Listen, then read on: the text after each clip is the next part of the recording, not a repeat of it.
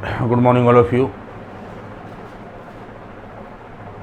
Limit के दो lectures जो बेसिक लेक्चर हैं, बार बार हम आपको ये बता रहे हैं कि बेसिक चीज़ें सीखने में आपको बड़ी मदद मिलेगी, चाहे वो क्लास 11 की लिमिट हो और चाहे वो क्लास 12 से रिलेटेड चीज़ें हों।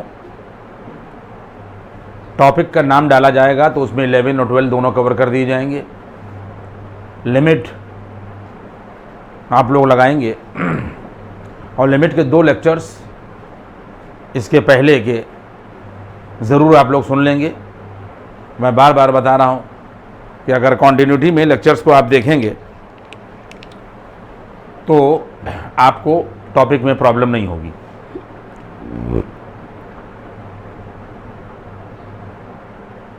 लोगों से कहते भी रहिए, चीज़ें देखिए, बार बार हम आपसे रिक्वेस्ट कर रहे हैं कि आप लोग देखिए और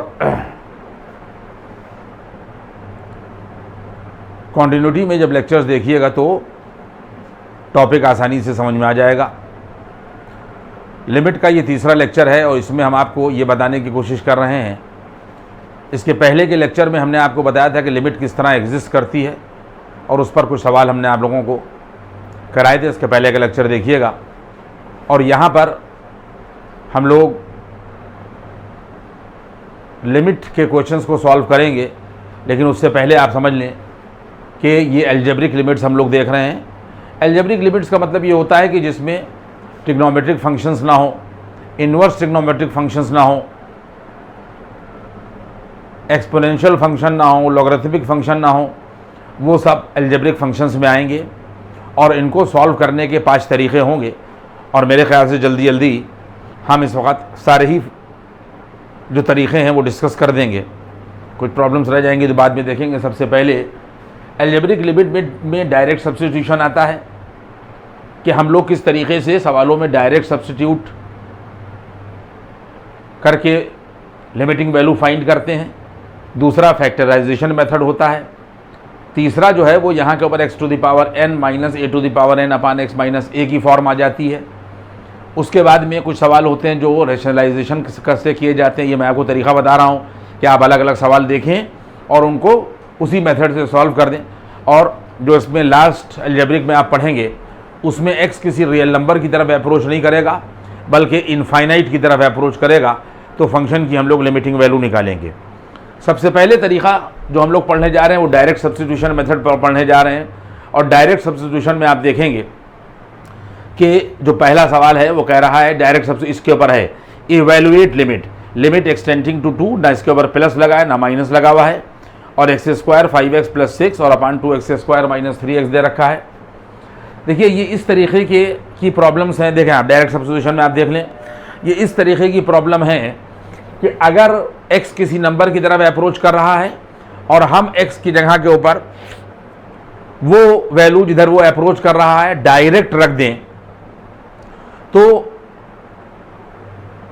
सवाल ना तो 0/0 बनेगा, ना एनी रियल नंबर अपान 0 बनेगा। बात समझ में आ रही है। और अगर इस तरीके की सिचुएशन डायरेक्ट सब्स्टिट्यूशन में होगी तो हम लोग फैक्टराइज नहीं करेंगे बल्कि क्या करेंगे कि उसको एल्जेब्रिकली सॉल्व कर लेंगे। अब आप दोनों तरीके देख लिए कि कैसे एल्जेब्रिकली सॉल्व करेंगे और कैसे हम लोग डायरेक्ट सब्स्टिट्यूट करेंगे। अगर हम इस सवाल को देखें तो आप देख लें यहाँ के पर हम लोग यहाँ के पर इसकी लिमिट वैल्यू निकालेंगे। लिमिट x जो है वो 2 की तरफ अप्रोच कर रहा है। हम लोगों ने लिखा डायरेक्टली, ये देखिए डायरेक्ट कर रहे हैं यहाँ के पर डायरेक्टली अप्लाई द लिमिट। क्या लिखा? Directly apply the limit. अब आप लोग घर में सवालों को लगाएंगे इस तरीके की सिचुएशन।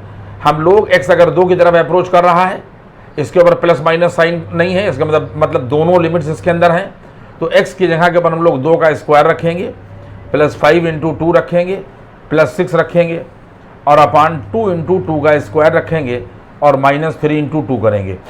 देखिए डायरेक्ट हमने इसमें लिमिट रख दी तो ये 4 आ जाएगा, ये 10 आ जाएगा, प्लस ये 6 आ जाएगा और अपॉन ये 8 होगा और माइनस के ये 6 होगा। तो 10 6 16 4 यहाँ के बाद ये 20 आ जाएगा और 8 में से 6 गया 2 और इसकी लिमिटिंग वैल्यू यहाँ के ऊपर 10 हो जाएगी। आपने देखा, ये आपने यहाँ के ऊपर सवाल को कर दिया। इसी तरीके से अगर हम लोग यहाँ पर क्वेश्चन देखिए, क्वेश्चन नंबर 2 है कि लिमिट एक्सटेंडिंग टू 5 प्लस है और x लिखा हुआ है और माइनस ये ग्रेटेस्ट इंटीजर फंक्शन लिखा हुआ है, तो हम लोग क्या करेंगे, तो यहाँ के ऊपर हम लोग लिखेंगे यहाँ के ऊपर वैल्यू बराबर लिमिट एक्सटेंडिंग टू, यहाँ के ऊपर ये 5 प्लस है यानी x ग्रेटर देन 5 होगा और ये वैल्यू यहाँ के ऊपर x आ जाएगी माइनस ये लिमिट इस पर ऑपरेट होगी और इस फंक्शन पर। ये दोनों अलग अलग फंक्शन हैं, ये लीनियर फंक्शन है और ये ग्रेटेस्ट इंटीजर फंक्शन है। तो यहाँ के ऊपर आ जाएगा limit extending to 5 plus x greater than 5 और ये ग्रेटेस्ट इंटीजर फंक्शन यहाँ के ऊपर ये आ जाएगा। कल वाले लेक्चर में आप देख लीजिएगा कि ग्रेटेस्ट इंटीजर फंक्शन पर हमने आपको प्रॉब्लम जो है वो बता दी है। इसके बाद में हम लोग क्या करेंगे, इसके बाद में इसको हम लोगों ने यहाँ के ऊपर ये मिटा दिया और इस सवाल को पहले हम लोगों ने यहाँ के ऊपर लगाया, तो वैल्यू बराबर यहाँ के ऊपर ये आ जाएगी बराबर लिमिट, आप देख लीजिए डायरेक्ट लिमिट अप्लाई करने का मतलब ये हो गया कि हमारी फॉर्म हम डायरेक्ट उसी वक्त लिमिट अप्लाई कर सकते हैं, पॉइंट समझ लें, कि जब डिनोमिनेटर में ज़ीरो ना आए, एक बात, और न्यूमरेटर और डिनोमिनेटर में दोनों में ज़ीरो ना आए। मतलब पहला केस क्या होगा कि हम लोग डायरेक्ट लिमिट रख सकते हैं अगर डिनोमिनेटर उस पॉइंट पर ज़ीरो नहीं हो रहा है। दूसरी क्या बात होगी कि साथ में न्यूमरेटर और डिनोमिनेटर ज़ीरो ना हो, तो हम लोग डायरेक्ट लिमिट रख सकते हैं। इसका मतलब ये है कि खाली x लिखा हुआ है, x 5 की तरफ अप्रोच कर रहा है, तो हम लोगों ने डायरेक्ट लिमिट रख दी और उसके बाद में यहाँ के ऊपर माइनस। हमने कल क्या आपको पढ़ाया था कि अगर n इंटीजर है x टेंडिंग टू, यहाँ के ऊपर ये n लिखा हुआ है, x टेंडिंग टू यहाँ के ऊपर ये n लिखा हुआ है और इसके बाद में यहाँ के ऊपर ये वैल्यू यहाँ के ऊपर ये दे रखी है। तो अब आप खुद देख लें कि अगर हमारे पास में रियल नंबर लाइन ये है, तो रियल नंबर लाइन पर यहाँ के ऊपर ये आ जाएगा, यहाँ के ऊपर ये 5 होगा और यहाँ के ऊपर ये 6 होगा और ये वैल्यू आ जाएगी x greater than or equal to 5 और लेस देन यहाँ के ऊपर ये 6। यही तो बात है। इसका मतलब ये है कि अगर कल हमने क्या बात बताई थी कि अगर 5 और 6 के बीच में x लाई कर रहा है तो ग्रेटेस्ट इंटीजर फंक्शन की वैल्यू यहाँ के ऊपर 5 होगी इस इंटरवल में। इसका मतलब यहाँ पर भी x 5 की तरफ इधर से अप्रोच कर रहा है। किधर से अप्रोच कर रहा है? यहाँ के ऊपर ये इधर से अप्रोच कर रहा है। जब x 5 की तरफ इधर से अप्रोच करेगा तो इसका मतलब ये है कि वैल्यू जो है वो इधर ही से ली जाएगी, इसी इंटरवल में ली जाएगी। तो इसका मतलब ये हो जाएगा कि अगर x 5 की तरफ राइट से अप्रोच कर रहा है, इधर से अप्रोच कर रहा है, तो ये इंटरवल होगा और इस इंटरवल में ग्रेटेस्ट इंटीजर फंक्शन की वैल्यू जो है वो यहाँ के ऊपर 5 आएगी, तो रिजल्ट आ जाएगा यहाँ के ऊपर 0। आप लोगों ने देखा। इसके बाद में ये तरीका कल भी हमने आपको बता भी दिया था ये, और यहाँ पर भी कॉन्सेप्ट हमने आपको बता दिया है और लिखा हुआ है लिमिट एक्सटेंडिंग टू 1। ये देखिए क्वेश्चन नंबर यहाँ के ऊपर ये 3 है, यहाँ पर लिखा हुआ है लिमिट एक्सटेंडिंग टू, यहाँ के ऊपर 1 और 1 पर शायद साइन लगा हुआ है, यहाँ के ऊपर माइनस का, यहाँ पर 1 पर माइनस का साइन लगा हुआ है और ऊपर लिखा हुआ है यहाँ के ऊपर x² माइनस 1 और अपान यहाँ के ऊपर मॉड x और यहाँ के ऊपर माइनस 1। अब आप एक बात देख लें कि जिस तरीके से हमने डायरेक्ट लिमिट यहाँ पर रख दी थी, हम लोग अभी हमने क्या बात बताई कि न्यूमरेटर में 0 नहीं होना चाहिए और न्यूमरेटर और डिनोमिनेटर में साथ में 0 नहीं होना चाहिए। डायरेक्ट लिमिट हम तभी लगा सकते हैं अगर हम x 1 की तरफ अप्रोच कर रहा है, वो लेफ्ट से करे या राइट से करे। अगर यहाँ 1 रख देंगे तो 1 माइनस 1 ये भी 0 हो जाएगा और 1 माइनस 1 ये भी 0 हो जाएगा। तो हम लोग डायरेक्ट लिमिट नहीं रख सकते, तो हम लोग पहले एल्जेब्रिकली इसको सॉल्व करेंगे और हमने आपको यहाँ के ऊपर ये तरीका बता दिया था कि एल्जेब्रिकली सॉल्व करने के लिए क्या करेंगे कि हमारे पास में जो बेसिक फार्मूला है वो मॉड x बराबर यहाँ के ऊपर x होता है और बराबर माइनस x होता है और कंडीशन होती है x greater than or equal to 0 और ये कंडीशन होती है x लेस देन 0। तो अगर हम x की जगह पर x माइनस 1 कर दें तो बराबर ये वैल्यू आ जाएगी जाकर x माइनस 1, ये आ जाएगा माइनस के x माइनस 1 और if x minus 1 greater than or equal to 0 क्या आ जाएगा x minus 1 greater than or equal to 0 और यहाँ पर क्या हो जाएगा, यह आ जाएगा x माइनस 1 यहाँ के ऊपर लेस देन 0। आप बात समझ लें, डायरेक्ट सब्स्टिट्यूशन मेथड जो हम लोग पढ़ रहे हैं इसका क्या मतलब है कि हम लोग वो सारे तरीके सीख लेंगे कि कब हम डायरेक्ट सब्स्टिट्यूट लिमिट को कर सकते हैं। हमने आपको क्या बताया कि डायरेक्ट सब्स्टिट्यूशन में सबसे पहले हम ये देखेंगे कि न्यूमरेटर में ज़ीरो ना आए, डिनोमिनेटर में ज़ीरो ना आए, और दूसरा पॉइंट ये देखेंगे कि डिनोमिनेटर और न्यूमरेटर दोनों में साथ में ज़ीरो ना आए। तो यहाँ पर क्या हो रहा है कि अगर हम ये बात देखें तो x जो है वो 1 की तरफ लेस इधर से ऐसे अप्रोच कर रहा है, 1 यहाँ के पर ये माइनस लगा हुआ है, तो बराबर का निशान लगेगा और देखिए लिमिट एक्सटेंडिंग टू 1 माइनस हो जाएगा, x लेस देन 1 हो जाएगा और ये वैल्यू आ जाएगी। एल्जेब्रिकली सॉल्व करेंगे किस चीज़ को ख़त्म करने के लिए, 0/0 का होना ख़त्म करेंगे और या डिनोमिनेटर में 0 का होना ख़त्म करेंगे। कैसे करेंगे, एल्जेब्रिकली सॉल्व करके करेंगे। तो यहाँ पर x-1 हो जाएगा और यहाँ पर आ जाएगा x+1, ऊपर के फैक्टर हो जाएंगे और नीचे यहाँ पर मॉड x-1 दे रखा है। आप खुद देख लें कि अगर x लेस देन 1 है, x ये देखिए यहाँ के ऊपर लिखा हुआ है, ये क्या चीज़ लिखी हुई है, ये x greater than or equal to 1 है और ये x लेस देन 1 है। अगर x लेस देन 1 है तो जहाँ पर मॉड x-n है वहाँ पर हम लोग क्या रख सकते हैं, माइनस टाइम्स, और यहाँ के पर हम लोग रख सकते हैं x-1। आपने बात देख ली कि अगर x लेस देन 1 है तो मॉड x-1 माइनस के x-1 के बराबर हो जाएगा और इसके बाद में ये x-1 और ये x-1 कैंसिल हो जाएगा, तो बराबर ये वैल्यू आ जाएगी। देखिए यहाँ के पर limit extending to 1 minus x less than 1 और ये माइनस बचेगा और ब्रैकेट में आ जाएगा x+1। अब हम लोग यहाँ पे लिखेंगे अप्लाई द लिमिट। क्या लिखेंगे, अप्लाई द लिमिट। तो जब लिमिट अप्लाई करेंगे तो x 1 की तरफ अप्रोच कर रहा है, यानी हम लोग इसमें 1 अप्रोच जो है वो फीट कर देंगे। तो यहाँ पर आ जाएगा 1+1 बराबर आंसर आ जाएगा -2। इसका मतलब ये हो गया कि ये इसकी लिमिटिंग वैल्यू है। जैसा कि हमने पहले लेक्चर में आपको बताया था कि अगर हम x की जगह पर वो वैल्यू रख रहे हैं तो एग्जैक्ट वो वैल्यू नहीं है, बल्कि वो इसकी लिमिटिंग वैल्यू है कि जब x 1 की तरफ लेफ्ट से अप्रोच करेगा तो फंक्शन की लिमिटिंग वैल्यू जो है वो -2 आ जाएगी। तो ये सिचुएशन हमने आपको बताई, किसमें बताई, डायरेक्ट सब्स्टिट्यूशन में, कि डायरेक्ट सब्स्टिट्यूशन हम लोग जब ही करेंगे कि जब डिनोमिनेटर में 0 ना आए या डिनोमिनेटर और न्यूमरेटर में साथ में 0 ना आए। अगर ऐसा हो रहा है तो हम लोग उसको एल्जेब्रिकली सॉल्व करेंगे और एल्जेब्रिकली सॉल्व करके फिर हम लोग उसकी लिमिटिंग वैल्यू निकालेंगे। हर जगह पर यही तरीका होता है। देखिए हमने यहाँ के ऊपर ये इसको जो है वो रब कर दिया और रब करने के बाद में यहाँ के ऊपर 3 क्वेश्चंस हो गए हैं। इनके स्क्रीनशॉट वगैरह आप लोग ले लीजिएगा और चाहे वो कोई भी किताब हो, अगर आप इन सब चीज़ों को पकड़ के चलिएगा जो हम आपको बता रहे हैं तो सवाल लगाने में आपको कहीं कोई दिक्कत नहीं आएगी। इसके बाद में आप ये देखें कि अगर हम फैक्टराइजेशन मेथड करें, अगर हम फैक्टराइजेशन मेथड करें तो यहाँ के ऊपर क्या हो जाएगा, लिखिए इवेलुएट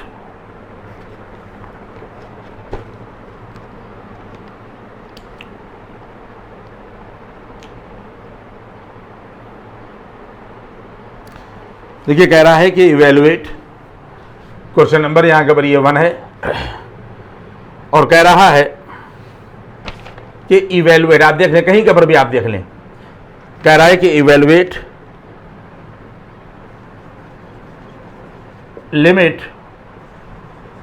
एक्सटेंडिंग टू यहाँ के ऊपर 1/2 4x² -1 अपॉन 2x यहाँ के ऊपर -1। आप देख लें कहीं पर भी आप करेंगे इस तरीके की सिचुएशन करेंगे तो वैल्यू क्या हो जाएगी। ये हम लोग दूसरा मेथड पढ़ रहे हैं, ये हमने आपको डायरेक्ट सब्स्टिट्यूशन का मामला बताया। इसके बाद में ये हो गया, इसके बाद में आप यहाँ के ऊपर फैक्टराइजेशन में देख लें। सिर्फ और सिर्फ आपको लिमिट के सवालों को करने में ये ध्यान रखना है कि डिनोमिनेटर किसी भी हाल से अगर 0 है और या न्यूमरेटर और डिनोमिनेटर दोनों 0 हैं तो हम लोग उसको एल्जेब्रिकली सॉल्व करके इस चीज़ को ख़त्म करेंगे कि डिनोमिनेटर लिमिट अप्लाई करने पर 0 ना हो और लिमिट अप्लाई करने पर न्यूमरेटर और डिनोमिनेटर 0 ना हो। अगर ऐसा है कि हम डायरेक्ट लिमिट रखने पर ऐसा हो रहा है कि डिनोमिनेटर में 0 आया जा रहा है या न्यूमरेटर और डिनोमिनेटर दोनों में 0 आया जा रहा है तो हम उसको एल्जेब्रिकली सॉल्व करेंगे, मेथड कोई भी हो। डायरेक्ट सब्स्टिट्यूशन में हमने आपको बताया। अब फैक्टराइजेशन में देखें, अगर आप x की जगह पर 1/2 डायरेक्ट कर दें तो देखिए यहाँ पर जब आप करेंगे तो 1/4 4/4 मिल जाएगा, ये 1 हो जाएगा, 1 - 1 ये देखिए यहाँ के ऊपर ये आ जाएगा 0 ऊपर वाल। और जब यहाँ पर 1/2 करेंगे तो 2/2 यानी 1 - 1 ये भी 0 आ जाएगा। इसका मतलब ये है कि अगर ये 0/0 फॉर्म है तो डायरेक्ट लिमिट अप्लाई नहीं की जा सकती। तो हम लोग इसमें क्या करेंगे कि यहाँ के पर वैल्यू बराबर, पहले हम लोग इसको एल्जेब्रिकली सॉल्व करेंगे। लिमिट एक्सटेंडिंग टू 2 और ये 2x - 1 और 2x + 1 ऊपर के फैक्टर हो जाएंगे और डिनोमिनेटर में आ जाएगा यहाँ के ऊपर ये 2x - 1। आप खुद ही देख लें कि वो रेजिस्टेंस जो 0/0 बना रहा था वो ख़त्म हो गया और ये 2x - 1 2x - 1 यहाँ के ऊपर कट गया। और फिर हम लोगों ने जब डायरेक्ट लिमिट अप्लाई करी, यहाँ पे लिखा अप्लाई द लिमिट, क्या लिखा अप्लाई द लिमिट, तो बराबर वैल्यू आ जाएगी 2 × 1/2 और यहाँ के ऊपर +1 बराबर 1 + 1 होगा, 2 से 2 कट जाएगा और बराबर आंसर आ जाएगा यहाँ के ऊपर ये 2। पॉइंट समझ में आ रहा है। इसी तरीके से अगर हम लोग कोई भी सवाल आप ले लें, आप लोग कोई भी सवाल ले लें, अगर आप लिखेंगे एक्सटेंडिंग टू, यहाँ पर कह रहे हैं आप इवेलुएट, देखिए आपने यहाँ के ऊपर लिखा, यहाँ के ऊपर इवेलुएट। अगला क्वेश्चन है क्वेश्चन नंबर मेरा ख्याल 4 है, आप लोग देख लेंगे इवेलुएट लिमिट एक्सटेंडिंग टू 2 और ये आ जाएगा x³ - 8 और अपान x माइनस यहाँ के ऊपर ये 2। आप खुद ही देख लें कि अगर आप डायरेक्ट लिमिट अप्लाई कर देंगे 2 तो ये 2 का क्यूब 8 बन जाएगा, 8 - 8 यहाँ के ऊपर ये 0 हो जाएगा और जब यहाँ पर करेंगे तो 2 - 2 ये भी 0 हो जाएगा। तो हम लोग डायरेक्ट लिमिट नहीं अप्लाई कर सकते बल्कि अलजेब्रिकली सॉल्व करके इस बात को ख़त्म करेंगे। तो यहाँ के ऊपर ये आ जाएगा वैल्यू बराबर, ये आ जाएगा लिमिट एक्सटेंडिंग टू 2 होगा और यहाँ के ऊपर ये वैल्यू आ जाएगी x³ और माइनस का 2 का क्यूब और ब्रैकेट में नीचे x - 2 होगा। फिर आ जाएगा यहाँ के ऊपर ये वैल्यू बराबर, ये आ जाएगा लिमिट एक्सटेंडिंग टू 2 और a³ - b³ के फैक्टर लग जाएंगे, तो ये आ जाएगा a - b फिर a² प्लस b² और उसके बाद में प्लस ab, ये ab है, a² प्लस b² और प्लस ab ये फैक्टर होते हैं। a³ - b³ के फैक्टर क्या होते हैं, a - b, a² plus b² plus ab और अपान यहाँ के ऊपर ये आ जाएगा x - 2। देखिए ये x - 2 कट गया। अब खुद ही आप देख लें कि लिमिट अप्लाई करने में डायरेक्ट अब कोई गड़बड़ नहीं हो रही है। तो इसका मतलब ये हो गया कि बराबर का निशान लगेगा और हम लोग यहाँ पे लिख देंगे अप्लाई द लिमिट। क्या लिखेंगे, अप्लाई द लिमिट। जब अप्लाई द लिमिट कहेंगे तो x की जगह पर 2 रखेंगे और आने वाला आंसर लिमिटिंग होगा, लिमिटिंग वैल्यू होगी। तो ये आ जाएगा यहाँ के पर 2 का स्क्वायर, यहाँ पर रखा 2 का स्क्वायर ऑलरेडी है और प्लस 2 × 2 है, तो बराबर ये आ जाएगा 4 + 4 + 4 और उसके बाद में ये वैल्यू आ जाएगी यहाँ के ऊपर 12। ये इसकी लिमिटिंग वैल्यू होगी। जब हम लोग लिखेंगे अप्लाई द लिमिट तो ये इसकी यहाँ के ऊपर लिमिटिंग वैल्यू होगी। कहीं के ऊपर भी कोई क्वेश्चन आप देख लें, तो जैसे आपने यहाँ के ऊपर कहा, यहाँ के ऊपर अगला क्वेश्चन देखें तो यहाँ के ऊपर कह रहा है कि लिमिट एक्सटेंडिंग टू यहाँ के ऊपर 1 minus x to the power minus के 1/3 बच्चों लिखा हुआ है और यहाँ पर लिखा हुआ है 1 minus x to the power minus के 2/3। आप खुद ही देख लें कि अगर आपने डायरेक्ट लिमिट लगाने की हिमाकत की तो रिजल्ट जो है वो 0/0 हो जाएगा। क्यों, 1 ये होगा और ये 1 जब आप यहाँ रखेंगे तो पावर कोई भी हो 1 ही आंसर मिलेगा, 1 - 1 ये हो जाएगा। इसी तरीके से 1 माइनस और 1 यहाँ पर रखने के बाद में पावर कुछ भी हो ये भी 1 मिलेगा, तो वैल्यू आ जाएगी 0/0 फॉर्म। तो हम लोग इसमें लिमिट अप्लाई नहीं कर सकते। क्यों, डिनोमिनेटर में खाली 0 ना आए, यानी कहीं पर ऐसा ना हो कि हम वैल्यू रखें और डिनोमिनेटर 0 हो जाए और न्यूमरेटर और डिनोमिनेटर साथ में 0 नहीं होना चाहिए। तो बराबर यहाँ के पर आ जाएगा, देखिए लिमिट एक्सटेंडिंग टू यहाँ के पर 1 होगा और ये 1 minus x to the power minus के 1/3 होगा और upon 1 minus x to the power minus के 1/3 का होल स्क्वायर होगा। देखिए ये आ गई वैल्यू, आप देख लें इस चीज़ को कि ये 2 जो है वो रह गया और -1/3 अंदर कर दिया। अब आप खुद ही बात देख लें के बराबर यहाँ का। अब इतनी बातें आपको, चूंकि आप 11वें में मैथमेटिक्स लिए हुए हैं इसलिए कोई परेशानी वाली बात नहीं, 1 की तरफ अप्रोच करेगा। और ऊपर 1 minus x to the power minus के 1/3 ऐसे ही रहेगा। और यहाँ पर आप देख लीजिए, अगर ये 1 लिखा है तो 1 का स्क्वायर समझिए इसको, क्योंकि 1 का स्क्वायर 1 ही होता है। और minus x to the power minus 1/3 का होल स्क्वायर ये लगा हुआ है, तो a माइनस बी और a प्लस बी लगा दीजिए, तो ये वैल्यू आ जाएगी 1 minus x to the power minus 1/3 और 1 plus x to the power minus के 1 यहाँ के ऊपर ये 3, ये 1 का स्क्वायर है तो 1 माइनस दिस, क्योंकि ये भी स्क्वायर लगा हुआ है, और 1 प्लस दिस, यहाँ के ऊपर ये आ गया। क्या चीज़ खत्म की, पहले डिनोमिनेटर और से हमने 0 खत्म किया। तो जब आप इस कॉमन फैक्टर को काट देंगे तो आप डायरेक्ट यहाँ के ऊपर लिमिट अप्लाई कर सकते हैं, लिख दिए अप्लाई द लिमिट, तो 1 ऊपर आ जाएगा। ये देखिए 1 ऊपर आ गया, ऊपर कट चुका है। और नीचे 1 plus 1 to the power minus 1/3, यहाँ लिमिट अप्लाई होगी, यहाँ के ऊपर ये आ गया, लिमिट अप्लाई कर दी गई, तो बराबर आ जाएगा यहाँ के ऊपर 1/1 प्लस 1 ये हुआ, ये 1 आया और इसकी वैल्यू भी 1 ही होगी, तो बराबर आंसर इसकी लिमिटिंग वैल्यू क्या आ जाएगी 1 यहाँ के ऊपर 2। ये मैंने आपको क्या पढ़ाया कि फैक्टराइजेशन मेथड, देख लीजिए आप इस चीज़ को, यहाँ पर भी फैक्टर हुए, यहाँ के ऊपर भी x³ माइनस 2³ के फैक्टर हुए, यहाँ पर भी 1 minus x to the power minus 1/3 के होल स्क्वायर के यहाँ के ऊपर फैक्टर हुए। तो एक पढ़ाया हमने डायरेक्ट सब्स्टिट्यूशन के, आप x की जगह पर अगर डायरेक्ट वैल्यू रख रहे हैं, चाहे वो न्यूमरेटर में रखें और चाहे डिनोमिनेटर में रखें, रिजल्ट कभी ना तो 0/0 होगा और ना डिनोमिनेटर में 0 होगा।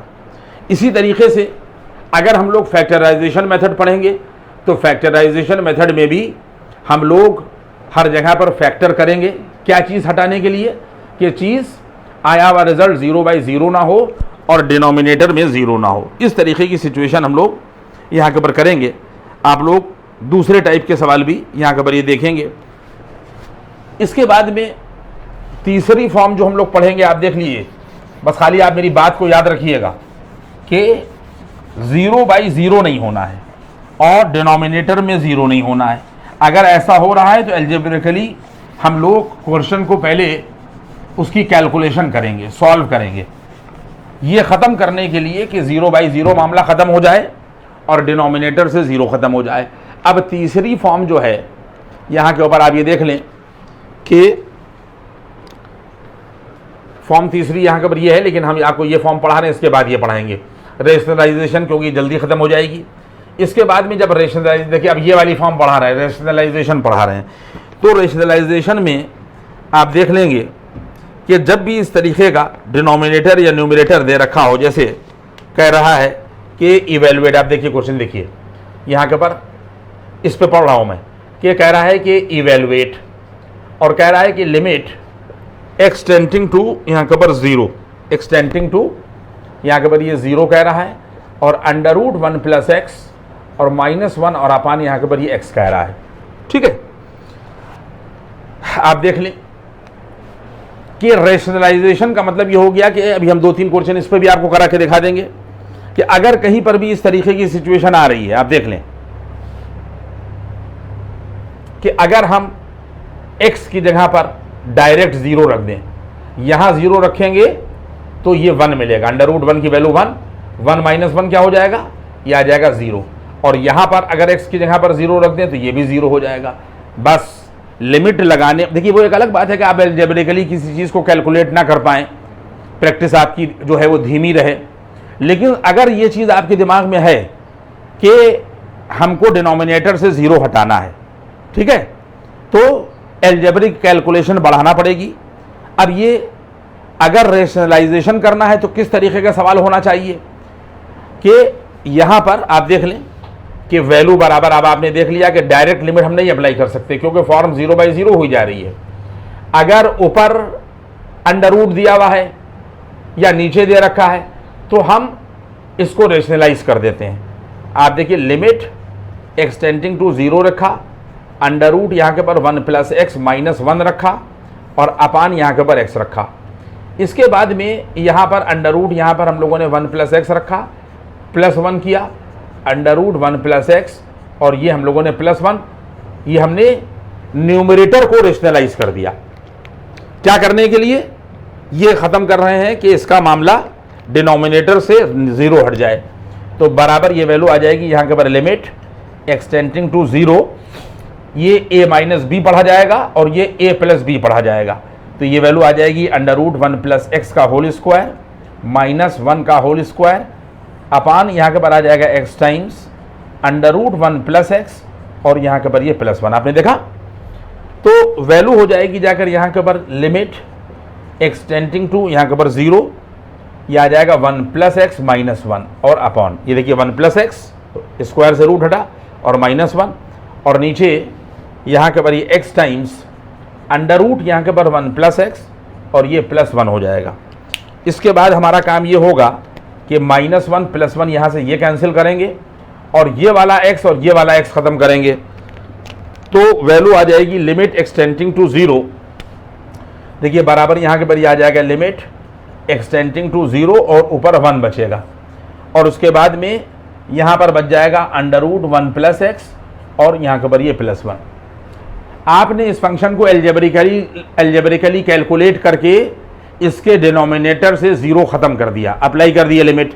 जब आप लिमिट अप्लाई करिएगा यहाँ पे लिखिएगा अप्लाई द लिमिट, तो बराबर का यहाँ के पर निशान लगेगा, ऊपर 1 आएगा और अंडर रूट यहाँ के पर 1 + 1 बच्चों आएगा और ये +1 आएगा, तो बराबर ये वैल्यू आ जाएगी, ये देखिए 1 अपान यहाँ पर ये 0 आ जाएगा, तो वैल्यू आ जाएगी जाकर 1 अपान और उसके बाद में यहाँ के पर ये 2 1 ये हो जाएगा, √1 का मतलब 1 + 1 जो है वो यहाँ के पर ये 2, ये इस फंक्शन की लिमिटिंग वैल्यू होगी। देखिए मैंने शुरू ही में आपको बात बता दी थी कि अगर हमारे पास में कोई फंक्शन दे रखा है और हम x की जगह पर डायरेक्ट वैल्यू रख दें तो जो आंसर मिलेगा वो डायरेक्ट जो है उसका आंसर होगा, लेकिन लिमिट की क्या ज़रूरत पड़ी, ये पहले लेक्चर पर हमने आपको बताया था कि हम x की जगह पर उस नंबर को रख नहीं सकते, क्योंकि रखने से 0/0 फॉर्म बनी जा रही है और या डिनोमिनेटर में 0 आया जा रहा है, तो हमको उस फंक्शन की लिमिटिंग वैल्यू निकालना पड़ती है।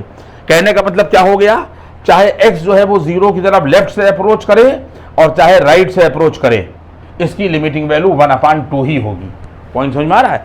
इसके बाद में ये हम आपको रेशनलाइजेशन मेथड पढ़ा रहे हैं। रेशनलाइजेशन मेथड में आप कहीं के ऊपर भी सवाल लगाइएगा, कोई दिक्कत आपको नहीं आएगी। देखिए जैसे हमारे पास में बहुत बड़ा क्वेश्चन यहाँ के पर ये है, ये दिया हुआ है, आप देख लें, ये दे रखा है यहाँ के पर लिमिट एक्सटेंडिंग टू यहाँ के पर ये 3 दे रखा है और ये वैल्यू दे रखी है अंडर रूट यहाँ के पर 2x + 3 और माइनस के अंडर रूट यहाँ के पर दे रखा है 4x - 3 और अपान x² - 9। आप खुद देख ले वाली, इतना बड़ा सवाल दे रखा है, बहुत सवाल होंगे। जब भी किसी सवाल में डिनोमिनेटर में या न्यूमरेटर में अगर अंडर रूट लगा हुआ है तो आपको फौरन इंडिकेट हो जाता है कि उसको रेशनलाइज करना है। यानी इसको जब आप रेशनलाइज करेंगे बच्चों, तो पहली बात तो आप ये देख लीजिए कि अगर x की जगह कोई भी आदमी 3 रखेगा तो यहाँ के बाद देखिए 3 × 2 = 6 और 3 9 है ना, 9 का मतलब 3 और माइनस और 3 यहाँ रख दिए तो 4 × 3 = 12, 12 में से 3 गया 9, 9 का फिर 3 आ गया, तो 3 - 3 ये भी 0 हो जाएगा और 3 का स्क्वायर 9 - 9 ये भी 0 हो जाएगा। इसका मतलब डायरेक्ट लिमिट नहीं रख सकते हम, बात है, इसीलिए तो लिमिट की डिस्कवरी हुई है। अब हम लोग इसकी लिमिटिंग वैल्यू निकालेंगे, लेकिन पहले एल्जेब्रिकली ये मामला इसका ख़त्म करेंगे, ठीक है। तो यहाँ के पर ये आ जाएगा वैल्यू बराबर, देखिए लिमिट एक्सटेंडिंग टू यहाँ के पर ये 3, अब हम डायरेक्ट कर रहे हैं, हमने न्यूमरेटर को रेशनलाइज कर दिया।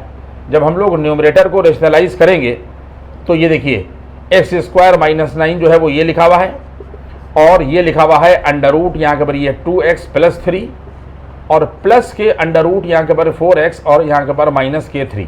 ये हम लोगों ने न्यूमरेटर को रेशनलाइज किया। जब हम लोग न्यूमरेटर में इसी के प्लस से मल्टीप्लाई करेंगे तो इसका स्क्वायर हो जाएगा, यानी ये आ जाएगा 2x + 3 और ये हो जाएगा यहाँ के पर ये 4x - 3, यानी रूट का स्क्वायर यहाँ के पर ये आ जाएगा, रूट हट जाएगा।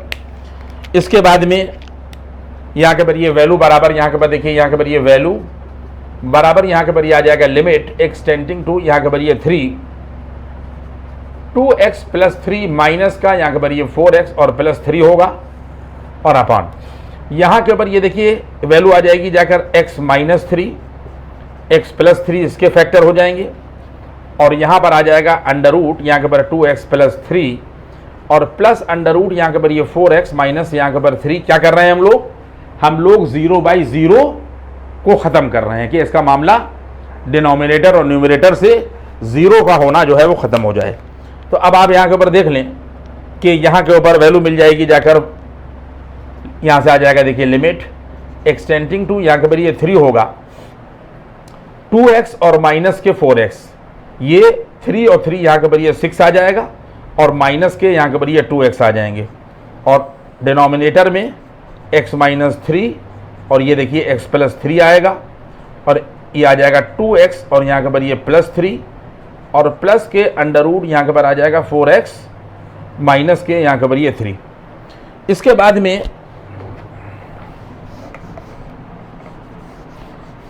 बाद में देखिए फिर हम लोग क्या करेंगे, अभी हम लोग लिमिट नहीं अप्लाई कर सकते। क्यों नहीं अप्लाई कर सकते? क्योंकि 3 माइनस 3 हमें 0 दिख रहा है कि अगर हम लोग 3 यहाँ रख देंगे तो डिनोमिनेटर में 0 हो जाएगा, और 3 यहाँ रख देंगे तो 2 3 6 और 6 माइनस 6 0 हो जाएगा। अभी भी मामला जो है वो 0/0 ही है, अभी और इसकी कैलकुलेशन करना है। तो हम लोगों ने यहाँ के पर क्या लिखा, लिमिट एक्सटेंडिंग टू 3 लिखा और यहाँ से 2 कॉमन ले लिया, तो वैल्यू आ जाएगी 3 माइनस एक्स। क्या आ जाएगी? 3 माइनस एक्स, और इसके बाद में नीचे x माइनस 3 हो जाएगा, ये x प्लस 3 हो जाएगा, अंडर रूट यहाँ के पर ये 2x प्लस 3 और प्लस अंडर रूट में यहाँ के पर ये 4x माइनस यहाँ के पर ये 3 होगा। कोई भी बच्चा यहाँ के पर देख ले कि जब इस 3 माइनस एक्स को और इस x माइनस 3 को यहाँ के पर काट दोगे, कॉमन फैक्टर यहाँ से जो है वो ये कट जाएगा, तो खुद ही तुम लोग यहाँ के पर देख लो कि माइनस जो है वो बाहर लग जाएगा। क्या हो जाएगा? यहाँ के पर ये आ जाएगा, देखिए बराबर यहाँ के पर लिमिट एक्सटेंडिंग टू यहाँ के पर ये 3, ये देखिए लगा, और ये कटने का मतलब ये है कि ये माइनस का 2 हो गया। जब माइनस कॉमन लिएगा इसमें से तभी x माइनस 3 होगा, तो ये और ये कट जाएगा, और डिनोमिनेटर में यहाँ के पर ये आ जाएगा x प्लस 3 और अंडर रूट में यहाँ के पर आ जाएगा 2x प्लस 3 और प्लस का अंडर रूट यहाँ के पर 4x माइनस यहाँ के पर ये 3। अब कोई भी आदमी इस पर लिमिट अप्लाई करेगा तो डिनोमिनेटर और न्यूमरेटर ना तो साथ में 0 होंगे और ना डिनोमिनेटर 0 होगा।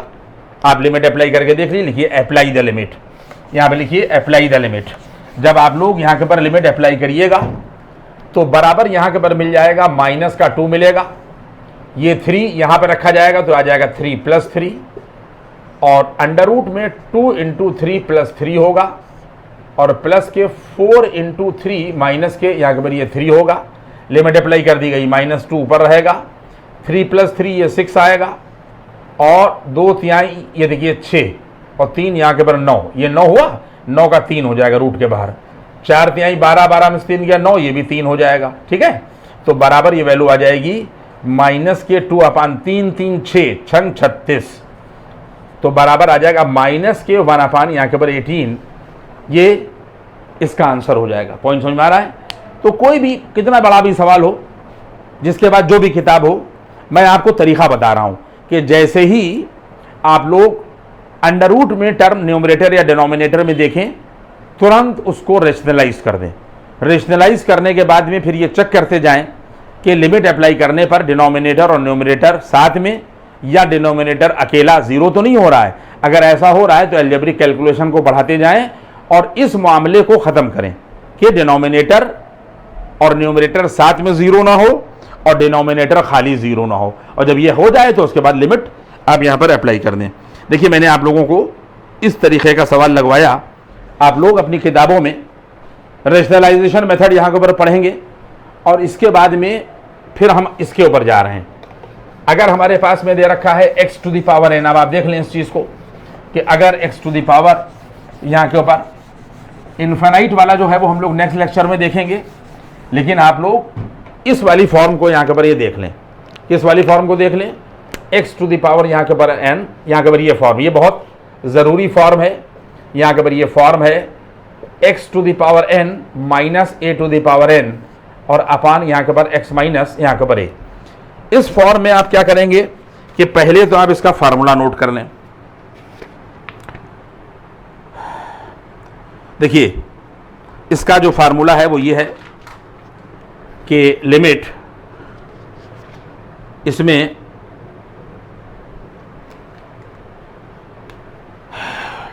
देख लें इसको।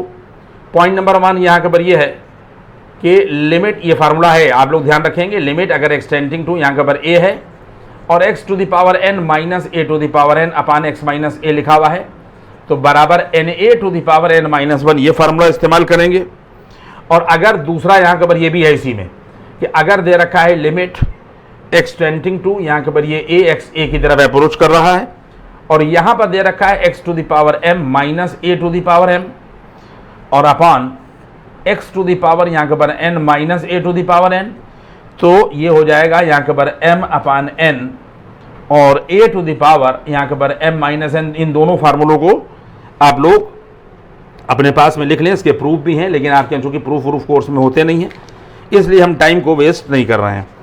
आप इसके ऊपर क्वेश्चन देखिए, कह रहा है कि इवेलुएट। देखिए इस पर सवाल करने का तरीका क्या होगा, कह रहा है कि इवेलुएट, ये क्वेश्चन है यहाँ के ऊपर, कह रहा है कि evaluate limit x tending to, यहाँ के ऊपर ये 3, x टू द पावर यहाँ के ऊपर 5 लिखा है, माइनस 243 लिखा हुआ है, और लिखा हुआ है x स्क्वायर माइनस के 9। पॉइंट समझ में आ रहा है? देखिए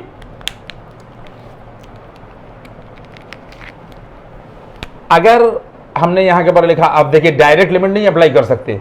अगर आप 3 टू द पावर 5 करेंगे तो 243 माइनस 243 हो जाएगा, और यहां पर 3 रखेंगे तो 9 माइनस 9 हो जाएगा। ये 0/0 फॉर्म है। एक तो ये पहचानना है, दूसरी बात ये पहचानना है कि जो हम लोग ये पढ़ रहे हैं डायरेक्ट और फैक्टराइजेशन और रेशनलाइजेशन और फॉर्म, ये वाली किस फॉर्म के अंतर्गत ये सवाल आ रहा है, तो हम उस फॉर्म को उसी तरीके से हल करेंगे तो मैक्सिमम प्रॉब्लम आपकी सॉल्व हो जाएंगी। यहाँ पर देखिए हम लोगों ने यहाँ पर लिखा लिमिट एक्सटेंडिंग टू, यहाँ पर ये 3 x टू द पावर 5 लिखा, माइनस 3 टू द पावर 5 लिखा 243 को, यहाँ पर x स्क्वायर लिखा और यहाँ के पर 3 का स्क्वायर लिखा। देखिए ये वाला फार्मूला बन गया। कौन सा फार्मूला बन गया? ये आपने देखा कि यहाँ के पर ये फार्मूला बन गया, x to the power m 5 है, ठीक है, देख लें आप, और यहाँ पर x to the power n minus a to the power n, और n की वैल्यू जो है वो 2 है। तो जैसे ही आप यहाँ पर लगाएंगे m अपान n, क्या हो जाएगा? m अपान n, ये देखिए m अपान यहाँ के ऊपर ये n ये आ जाएगा, और a to the power, a जो है वो 3 है, 3 to the power m minus n, 5 minus यहाँ के ऊपर 2, तो आंसर क्या हो जाएगा? 5 अपान 2 इंटू 3 टू द पावर 5 में से 2 गया यहाँ के ऊपर 3, ये इसका यहाँ के ऊपर आंसर हो जाएगा। आपने देखा कितनी आसानी से सवाल लग रहा है, कहीं के ऊपर आपको जाना नहीं है, कोई भी सवाल हो बस खाली आप पहचान जाएं कि मामला ये आया कहाँ से। इसके बाद में मान लीजिए कि ये लिखा हुआ है x1 प्लस x, ये देखिए ये लिखा हुआ है, मान लीजिए यहाँ के पर ये क्वेश्चन दे रखा है limit x tending to 2, x tending to यहाँ के पर ये 5 दे रखा है मान लीजिए, और x टू द पावर 4 दे रखा है, माइनस 625 दे रखा है, और अपान यहाँ के पर x क्यूब माइनस 125 दे रखा है। आप देख लें, अगर आप इस लिमिट को 5 को डायरेक्ट रखने की कोशिश करेंगे, ठीक है, अगर 5 को डायरेक्ट रखने की कोशिश करेंगे तो 5 टू द पावर 4 जो है वो 625 हो जाएगा, यानी ऊपर भी 0 आ जाएगा, और यहां पर रखेंगे तो 5 का क्यूब 125 हो जाएगा, ये भी 0 हो जाएगा। हमने शुरू किया काम, यहाँ का हमने पहचाना कि ये कौन सी फॉर्म है, लिमिट एक्सटेंडिंग टू 5, तो ये x टू द पावर 4 बना, ये 5 टू द पावर 4 बना, ये x टू द पावर 3 बना, ये 5 टू द पावर 3 बना, फिर यही फॉर्म आ गई। m की जगह पर 4 दिख रहा है और n की जगह पर 3 दिख रहा है, बराबर यहाँ के पर ये आ जाएगा 4 अपान 3 a टू द पावर, ये a टू द पावर जो है वो यहाँ के ऊपर क्या हो जाएगा, ये देखिए ये a है ये, तो ये 5 हो जाएगा, into 5 to the power m minus n, ये आ जाएगा 4 माइनस 3, बराबर आ जाएगा 4 अपान 3 इंटू 5 टू द पावर 1, यानी वैल्यू आ जाएगी जाकर 20/3। देखिए ये कितनी आसानी से आंसर निकल रहा है, आप देख लें इस चीज़ को, कहीं के ऊपर भी कोई टिपिकलनेस नहीं हैगी। इसी तरीके से फिर हमने यहाँ के ऊपर देखिए मिटाया, और ये लास्ट फॉर्म चल रही है, आप देख लीजिएगा इस चीज़ को, कि इसके बाद में हम लोगों ने यहाँ के ऊपर क्या किया कि अगर हमारे पास में कहीं पर, क्योंकि ऊपर वाली फॉर्म पे सवाल नहीं लगा हुआ है, आप देख लें कि ऊपर वाली फॉर्म पर सवाल नहीं है, कह रहा है कि लिमिट x टेंडिंग टू यहां के ऊपर 0 1 plus x whole to the power यहां के ऊपर n लिखा हुआ है और -1 लिखा हुआ है और अपान यहां के ऊपर लिखा हुआ है यहां के ऊपर x। देखिए अभी तक हम लोगों ने लिमिट को चेंज करने पर कोई सवाल नहीं देखा। होता क्या है कि लिमिट को चेंज करें और अपनी फॉर्म में एक्सप्रेस करें, तब फार्मूला अप्लाई करें, लेकिन हमने अभी तक ये चीज़ जो है वो नहीं पढ़ी और आज हम ज़्यादा पढ़ भी नहीं पाएंगे। नेक्स्ट टर्न के ऊपर हम आपको अगर वहाँ तक पहुँच गए तो दिखाएंगे कि किस तरीके से लिमिट्स चेंज होती हैं सब्स्टिट्यूशन करने के बाद। यहाँ पर आप देख लें कि अगर देखिए x 0 की तरफ अप्रोच कर रहा है, हम डायरेक्ट लिमिट अप्लाई करें तो 1 प्लस 0 यानी 1 हो जाएगा, 1 टू द पावर n 1 होगा, 1 माइनस 1 0 और यहां पर आ गया तो ये भी 0। इसका मतलब ये कि हमने काम शुरू किया तो ये आ जाएगा वैल्यू बराबर, यहां पर आ जाएगा लिमिट x टेंडिंग टू 0 हुआ 1 plus x whole to the power यहां पर n आया -1 हुआ। और देख लें इस x को हम लोगों ने 1 प्लस एक्स और माइनस के 1 कर दिया, यानी अगर हम इस x को 1 प्लस एक्स माइनस 1 करेंगे तो इससे आराम ये हो जाएगा कि ये 1 1 कट जाएगा और x बच जाएगा।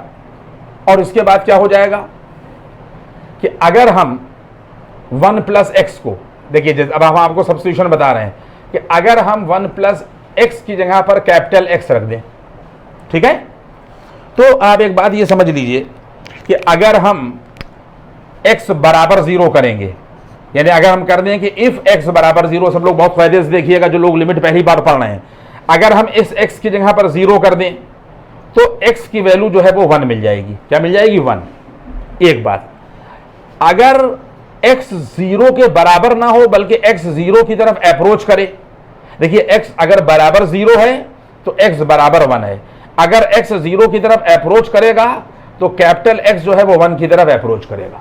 ये सब्स्टिट्यूशन को आप समझ लें तो वैल्यू क्या हो जाएगा, अगर यहां बराबर है तो यहां बराबर है, अगर यहां अप्रोच है तो यहां पर अप्रोच होगा।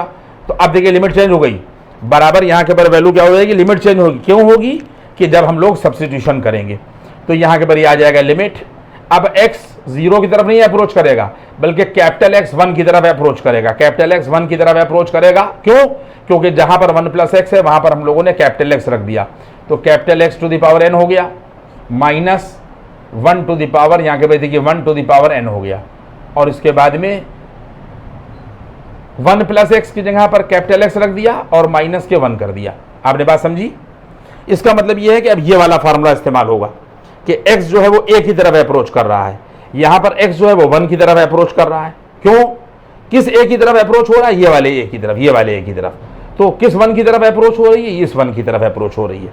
देख लीजिए आप इसको मिला लीजिए, ये x टेंडिंग टू a है, यहां पर x टेंडिंग टू 1 है, यहां पर x to the power n minus a to the power n है, यहां पर capital X to the power n minus 1 to the power n है, यानी a की जगह पर 1 है और यहां पर कैपिटल X है और यहां पर 1 है, तो बराबर ये वैल्यू आ जाएगी n a to the power n minus 1। क्या है? n a to the power n minus 1। तो आंसर n आ जाएगा, क्योंकि 1 पर कोई पावर भी किसी भी फॉर्म में हो तो रिजल्ट n ही के बराबर होता है। पॉइंट समझ में आ रहा है? तो इस तरीके से आप लोग लिमिट को चेंज करते हुए जाएंगे। एक सवाल आप इसके पर और देख लीजिए कि किस तरीके से हम लोग लिमिट को निकालते हैं जब इस तरीके की फॉर्म होती है। जैसे कह रहा है कि इवेल्युएट कह रहा है कि लिमिट x टेंडिंग टू यहां के पर 9 कह रहा है, x टू द पावर 3/2 कह रहा है। अब आप लोग आज किताबों में सवाल देख लीजिएगा, माइनस के 27 कह रहा है और अपान x माइनस यहां के पर 9 कह रहा है। आप देख लें तो अगर आप डायरेक्ट अप्लाई करेंगे तो आप खुद देख लेंगे, 9 टू द पावर 1/2 3 हो जाएगा, 3 टू द पावर 3 27 हो जाएगा, और 27 माइनस 27 ये भी 0 हो जाएगा, और 9 माइनस 9 ये भी 0 हो जाएगा। हमने इसमें काम शुरू किया इस चीज़ को ख़त्म करने के लिए। लिमिट x टेंडिंग टू यहाँ के पर 9 कर दिया, 9 टू द पावर 1/2